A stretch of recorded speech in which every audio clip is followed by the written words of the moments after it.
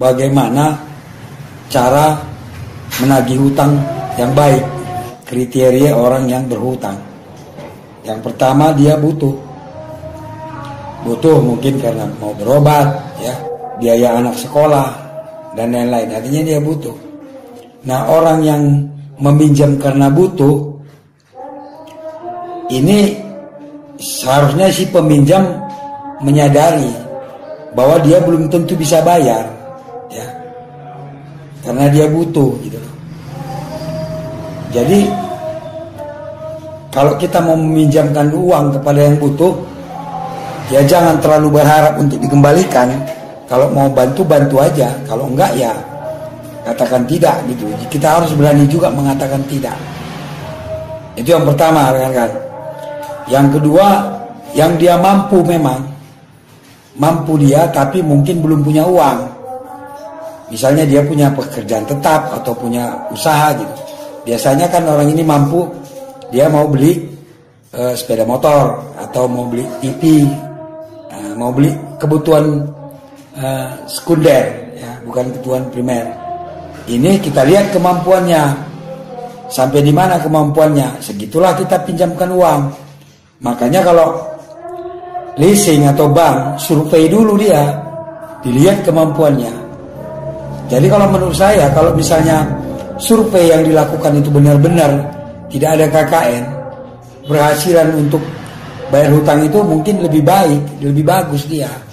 Tapi kadang-kadang kan sekarang kita tahu bahwa surveinya kadang-kadang asal-asalan.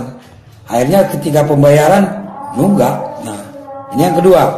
Yang ketiga, memang modus dia cari uang, memang minjam sana, minjam sini, gali lubang, tutup lubang.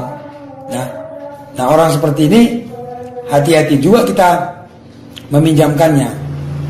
Nah, sekarang bagaimana kalau sudah terlanjur meminjamkan, Bang? Yang cara nagih hutang yang benar seperti apa, ya kan? Jangan yang melanggar hukum, rekan-rekan.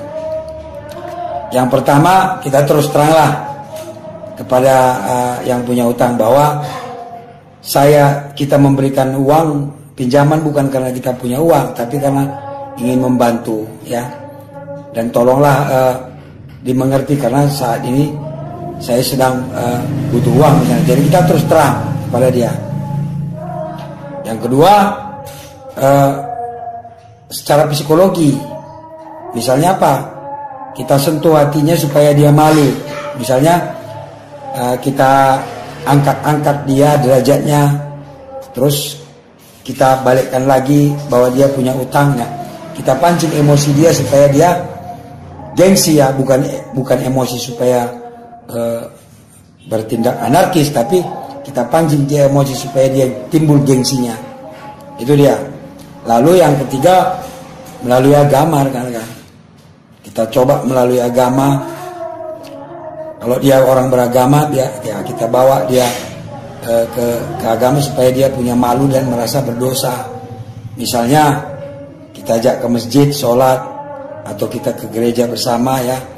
Lalu pada saat berdoa kita singgunglah misalnya bahwa kita minta tolong sama Tuhan supaya teman kita ini diberi rezeki, supaya dia supaya dia bisa membayar hutang karena saya sedang butuh, kira-kira gitulah cara agama, rekan-rekan.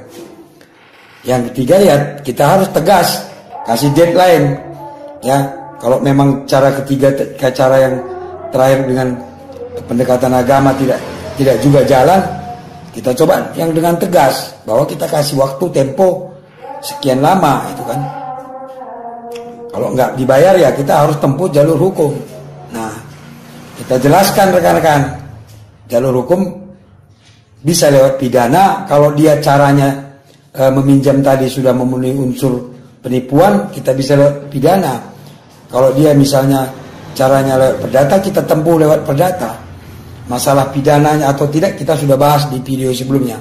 Kalau sudah mengarah kepada yang tegas, rekan-rekan, cara hukum, sebaiknya jangan lagi menggunakan lisan.